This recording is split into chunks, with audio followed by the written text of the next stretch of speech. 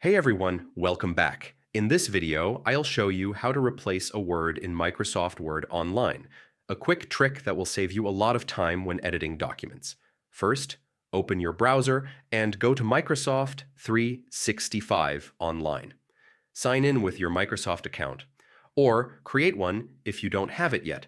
Once logged in, click on the Word icon to open your document. You can either select an existing file or create a new one. For this example, let's say your document has the name John that you want to replace with Daniel. Now, go to the Home tab on the top ribbon and look for the Replace button in the Editing group. Click it to open the dialog box.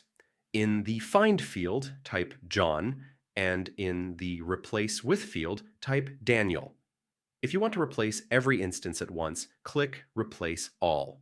Or if you want to review each occurrence individually, use Find, Next, and Replace to go one by one. And that's it. You've successfully replaced a word in Microsoft Word online from John to Daniel in just a few clicks.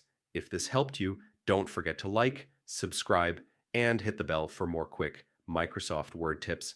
Thanks for watching, and happy editing.